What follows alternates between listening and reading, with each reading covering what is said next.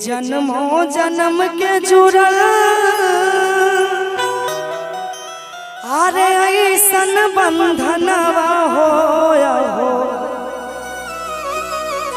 किस्मत से मिलल ऐसन घरवा अगनवा हो किस्मत से मिलल ऐसन। इस सॉन्ग को अगर दिल से सुनिएगा ना तो रूह कांप जाएगा। अंतरा में ऐसा ऐसा शब्द है, बस आप लोग थोड़ा सा ध्यान से सुनिएगा। कहेंगे कौन अभाव में के जन्म हो जन्म के जुड़ल ऐसन बंधनवा हो, जन्म हो जन्म के जुड़ल ऐसन बंधनवा हो किस्मत से मिलल ऐसन, किस्मत से मिलल ऐसन घरवाया गनवा हो किस्मत से मिलल ऐसन घरवा दुआरवा हो किस्मत से मिलल ऐसन।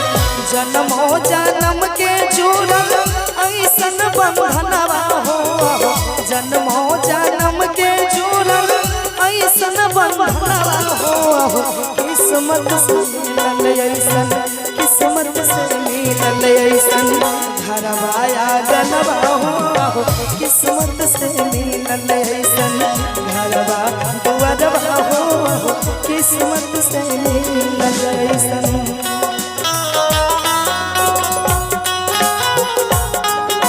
क्या बात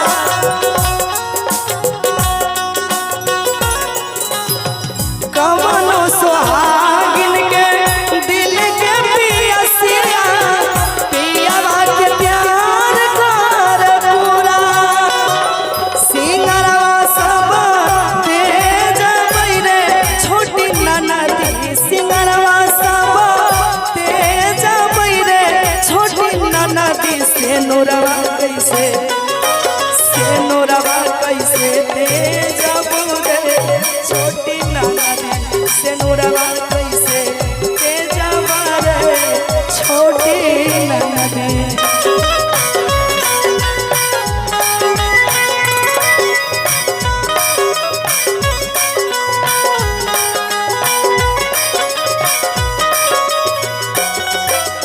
सास ससुर मिले हमर माई बाबू जैसन,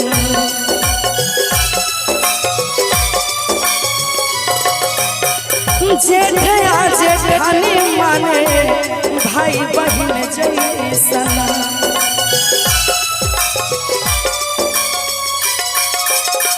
सास ससुर माने अपन माई बाबू जैसन, जेठया जेठानी लागे भाई बहन जैसन। स्वामिता लागे हमर ठीक परनवा हो, स्वामिता लागे हमर दिल के परनवा हो किस्मत से मिले ऐसन, किस्मत से मिले ऐसन घरवाया गनवा किस्मत से मिले ऐसन घरवाया गनवा किस्मत से मिले ऐसन।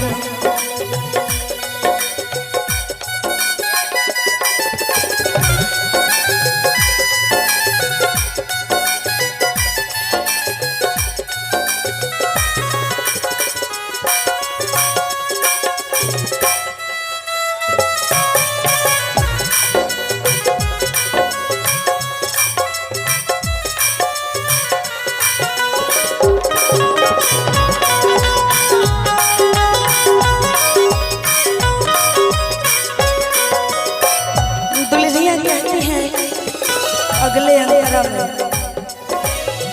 लेगी के जन्मवा हम आई बार बार हो,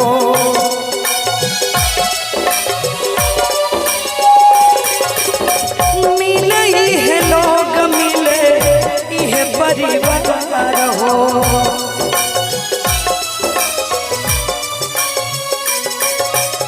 लेगी के जन्मवा हम आई बार बार हो, मिले ये लोग मिले यह परिवार हो। सुनिहा विधाता हमर दिल के अरमनवा हो, सुनिहा